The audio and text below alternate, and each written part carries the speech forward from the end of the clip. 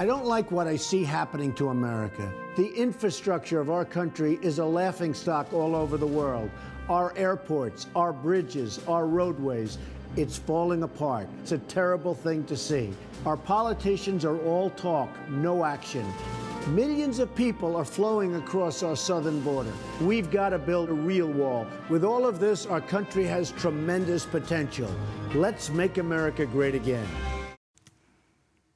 I've said it. Since the day he made the sacrifice to hit the campaign trail, voters crave the anti-status quo politician. They want results. They need a fighter. They need someone to fire all those political correct police. And this is a movement. The Trumpeters, Trumpservatives, these are what these folks are called. Everything about Donald Trump's campaign, it's avant-garde, and he is crushing it in the polls. One American News, you viewers, he's talking to you. He wants to connect to those who are going to show up at the polls and elect the leader of the free world. So, Mr. Trump, I had James Carville on yesterday. Remember his "It's the economy, silly." The turbulent global economy leads to daily volatility here, and that affects the working class. And I know that's where your heart is, in this working class. How is our economy really doing, especially reacting to world markets? Well, if you really look, Sarah, at the economy, it's been terrible. We have 93 million people out of work. They look for jobs, they give up, and all of a sudden, statistically, they're considered employed. Our economy is doing terribly. We've lost tremendous amounts of jobs to China, to Japan, to Mexico, and to so many other places. And it's really very sad when you look at what's happening. We have taken away, they've just destroyed our job base, and we have to make a lot of improvement. Yeah, and I don't think we're getting the truth out of the White House, the true state of the economy, so thanks for setting that straight. And Bloomberg reports... No, the White House is not truthful. Yeah, and Bloomberg reports that, well, you wouldn't mind raising taxes on yourself. And we know our current tax code, it's a joke, and it's unjust. And I, though, wouldn't be offering to let the IRS take more of my money, but share what you mean by fixing our screwed-up tax code. Well, we have a complex tax code that nobody understands, and people can't figure it out, and they have to spend tremendous amounts of money for lawyers and accountants, and we have to simplify our tax code. You have hedge fund guys that are paying virtually no tax, and they're making a fortune, and we have to change our tax code. There's no question about it. And I say simplification. Now, you can go to a fair tax or a flat tax, but the easiest way and the quickest way, at least on a temporary basis, is simplification of the code. Get rid of deductions, reduce taxes. But some of these people, like some of these hedge fund guys, they're making a lot of money. They're paying very little tax. It's unfair to the middle class. We have to create we have to help the middle class. The country, as you know better than anybody, the country was based on the middle class. They're the ones that really had so much to do with what we all have now, and they are being treated horribly. You know, I want to talk about the campaign then, about that middle class that you're really resonating with, your message about fairness, just jobs being created in a better economy. On the campaign trail, specifically, I know a lot of military folks, and I saw a guy walk behind you, Mr. Trump, with an Army T-shirt on, and it reminded me. Hearing from so many military personnel every day, personally, it's lately been all about you. It's a connection there that I'd like to know more about. The respect that they have for a truth talker as opposed to just getting punched in the nose the last 7 years under Obama. How is it that you made that connection? Well, you're one of the people that would know because you have that connection also, Sarah. One of the reasons I've always liked you so much, you and your family, you have that great connection. And it's really pretty simple. You know, you look at what's happening with the vets. They're being treated like third-class citizens. We have tremendous amounts of money going toward the vets, but we have incompetent management, incompetent leadership. And, you know, as of 2 weeks ago, they had 2 weeks ago on Wednesday, they had the longest wait in the history of the Veterans Administration, Sarah. People would wait 5 days, 2 days, 3 days to see a doctor in a waiting room. And sometimes at the end of that long wait, they wouldn't even get to see a doctor. The vets have been treated terribly. If I win, if I get the nomination and ultimately win, believe me, the vets will be taken care of. And I do have a relationship with them. I see the relationship. I feel it. They did a poll recently, and I'm very popular with the vets because they know I'll fix the Veterans Administration. It's a disgrace the way the vets are being treated in our country. There are great people, and they're treated very badly. And they are great people, and they're humble. And, you know, the reason that it's been this undercurrent problem and scandal in the VA is because vets don't complain. They're not whiners. And here it is up to us then to figure out what the problem is and then to fix it.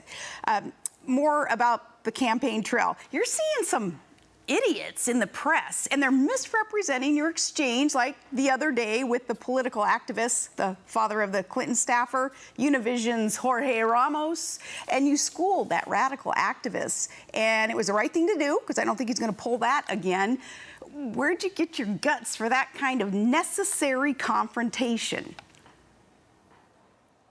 Well, you know, the press was very good to me on that one because he was totally out of line. He was screaming and ranting and raving. And I actually said, who is this guy? Then I figured it out. And, you know, I'm suing Univision actually for $500 million. His daughter works for Hillary Clinton, and he was trying to put on a show. But actually, he was hurting the rest because the room was packed with various people from the press. I mean, it was a press conference, and they were all being, you know, they were waiting to have questions. And I was going to ask them. I would have gotten to him. But he stood up and started screaming all over the place. And frankly, Sarah, the press was pretty good to me on that. I mean, they agreed with what I did. I never raised my voice or anything, but they agreed, generally speaking, with what I did. So I was happy with that. Oh, you're pretty gracious when it comes to then treating the press the way that sometimes they're not going to treat us conservatives, speaking of the press. So you get hit with these gotchas like most conservatives do. For instance, they asking, what's your favorite Bible verse? And I'm listening to that going, what? Do they ask Hillary that? What does it have to do with running for the office of the presidency? Is it anybody's business? These personal gotcha questions really trying to get you, us, anybody running for office off game. How are you finding that and finding a technique to put them in their place so that the American public isn't wasting their time and they actually get to hear what's important via a candidate's message? Well, you saw that. You know, I love the Bible, and I'm a Protestant, I'm Presbyterian, and they were hitting me with different questions, one after another. And, you know, look, I don't know if it's gotcha, but probably is. And then they said, what's your favorite verse? And, you know, that's a very personal thing. I don't like giving that out to people that you hardly know. And frankly, I don't know if they're fair questions or not fair questions. But, you know, there are certain things that you and myself and a lot of other people like to keep personal.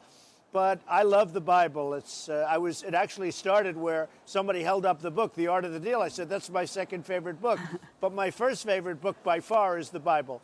So, but it's all worked out very well. You know, interestingly, in the last poll, I won with everything, including evangelicals, big with the evangelicals, big with the Tea Party. We had tremendous poll numbers with Tea Party and conservatives, but we also won with the moderates, with the poor, with the rich. I mean, we won on every category, so I was happy. But I was very happy with evangelicals and actually also very happy that the Tea Party numbers were much higher than anybody else's. Very happy about that. Well, you know, Tea Party advocates, we have a libertarian-leaning streak within us, and I know that that's important to you, too, because you understand that you, as a businessman, as a father, as a family member, you can certainly make decisions for yourself, your business, your family better than some bureaucrat can back in Washington, D.C., and that's kind of the foundation of a libertarian's thinking. I know you're busy. You got millions of people waiting for you, Donald Trump. So I have one more question. Here at One America News, the War Room here at this network, they're looking at a poll, and you're leading at, about 41%, and you never dog it. So what is next? Because we know that you're going to keep rolling down the trail. Well, I am, and I'm having a lot of fun. I'm going to Massachusetts tonight. I'm going to Iowa again very soon. We had some tremendous evenings in Iowa and New Hampshire. I'm going next week again, and it's been amazing. In Alabama, you saw we had 31,000 people in the stadium last week, and the spirit there was incredible because they want to see something happen that's going to be great. They want to see America be great again. You know, if you look at what's happening with this country, it's so sad. And you pointed it out for years, and it wasn't easy for you to do that. And you hate to have to do that. But we are doing it, and we have tremendous support, tremendous standing ovations, and we're having a lot of fun. You know, we're bringing back the sort of, I use the term again, it hasn't been used in a long time, the silent majority. There's a tremendous group of people out there that just want to see this country be great again. And that's what I'm really seeing, and it really is resonating, Sarah. And I have to tell you, you are a terrific person, and it's great to be with you. Thank you so much, Donald Trump. Get out there and let the people know what it is that you stand for and what your intentions are for this country. So thank you for taking your valuable time and sharing it with us. Thank you.